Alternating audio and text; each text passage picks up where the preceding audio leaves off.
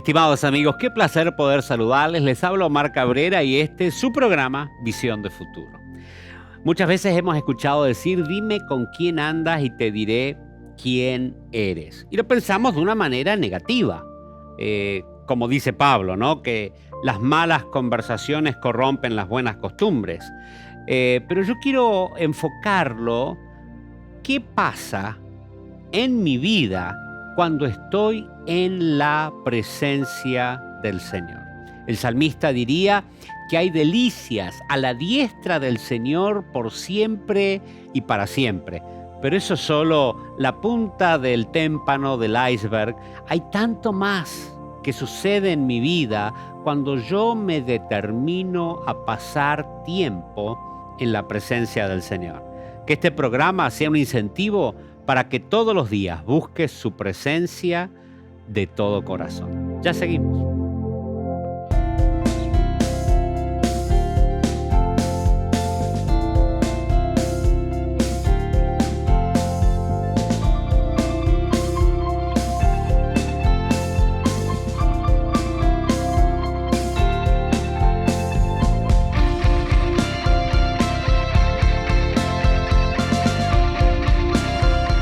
Aquí comienza el programa Visión de Futuro, con los pastores Omar y Alejandra Cabrera, trayendo un mensaje de fe y poder.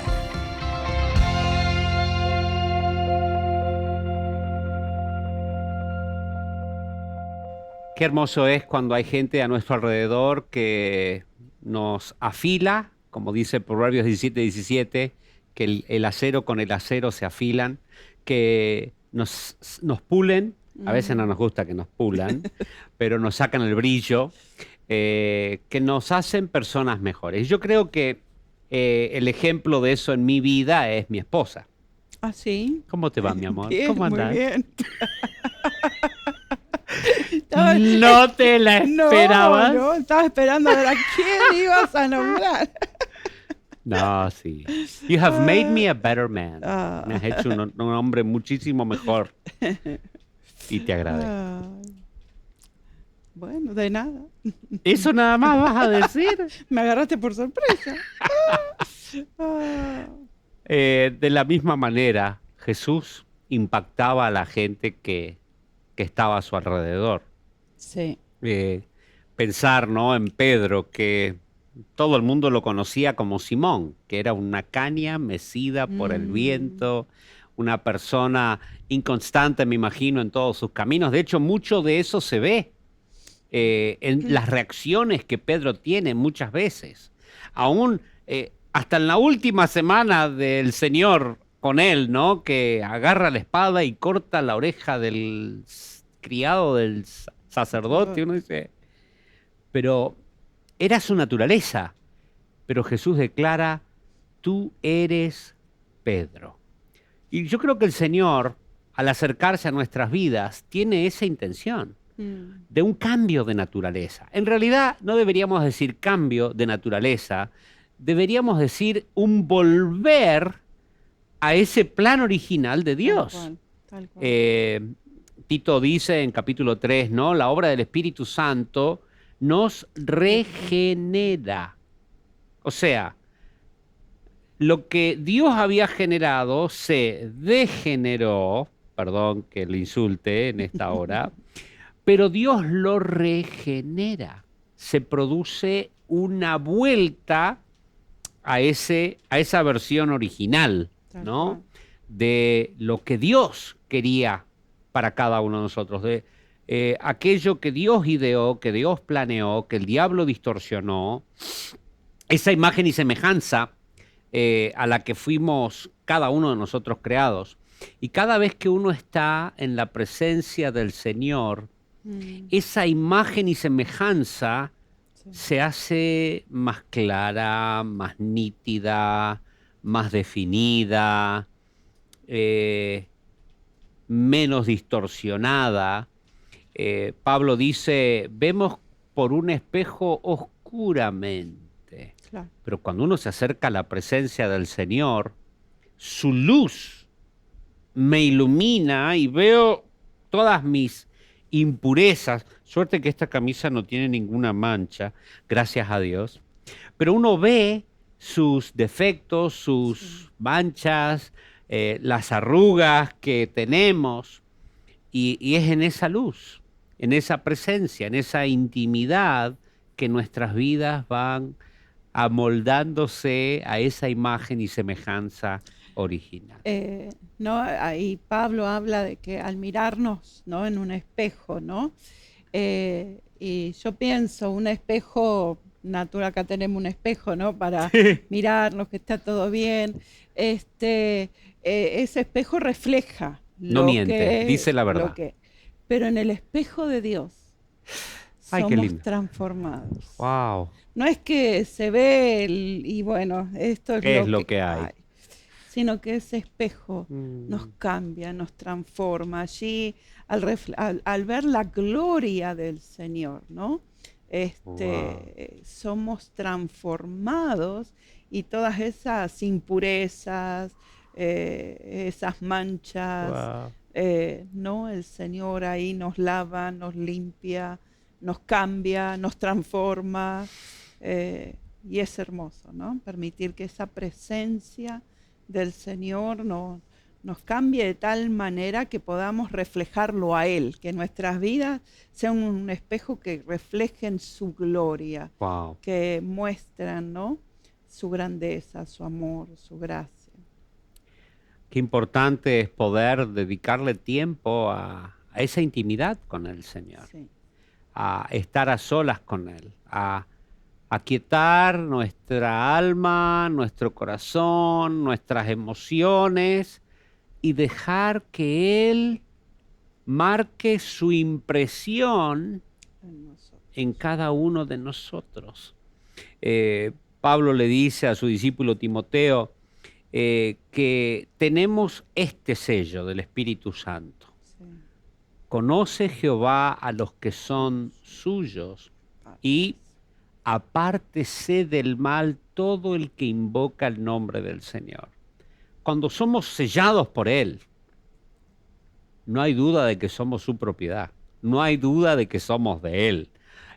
Pienso en lo que le pasó justamente a Pedro cuando Jesús había sido tomado preso y estaba siendo enjuiciado en la casa del sumo sacerdote, donde comenzó a ser flagelado.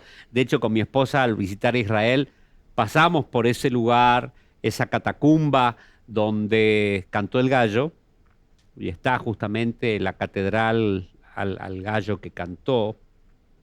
Y ahí abajo, en esas cuevas que se ven ahí abajo, están los lugares donde ataban a los presos, donde se los flagelaba.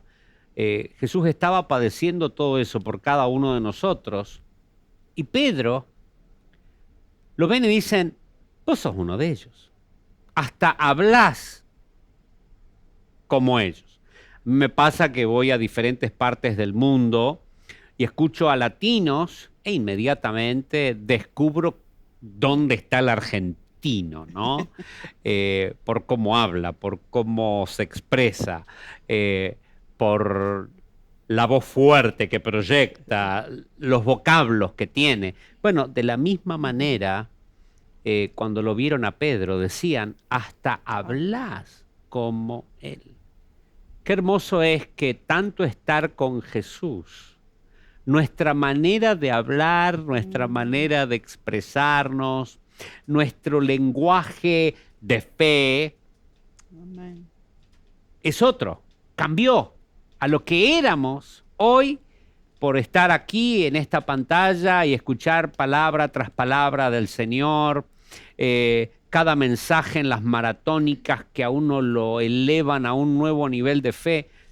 El estar acá en esta pantalla te cambia la vida, te cambia el lenguaje, hablas de una manera diferente, te expresás ante las adversidades de una manera totalmente diferente, porque estás lleno de la palabra del Señor. Y como dice Pablo, ¿no?, en Colosenses, que cuando abunda la palabra de Dios en nuestros corazones, nos expresamos con salmos, con cánticos espirituales, nuestras palabras son declaraciones de fe. Ante la adversidad declaramos, yo de esta voy a salir. Yo creo que el Señor está a mi lado como poderoso gigante. Yo creo que no hay arma forjada en contra mío que pueda prosperar o prevalecer. ¿Por qué? Porque estoy lleno de un nuevo lenguaje. Así como se nos pega una tonada, y yo lo veía con mis sobrinas, ¿no? Estuvieron en un grupo de gente que, todas de Colombia, y aunque estaban en un país que no era Colombia, hablaban en colombiano. Era tremendo el acento que tenían. Le digo, pero ¿por qué hablan así? Están acá en Estados Unidos hablando colombiano. Dice, es que la gente con la que nos relacionamos no nos entiende si hablamos en argentino, tío. Digo, claro. De la misma manera, si estás en el reino, vas a empezar a hablar como el reino. Un reino de luz que disipa tinieblas. Un reino positivo, no negativo. Un reino de fe y no de duda o incredulidad. Un reino de esperanza. Un reino de victoria. Amén. El reino de los cielos y no el reino de las tinieblas.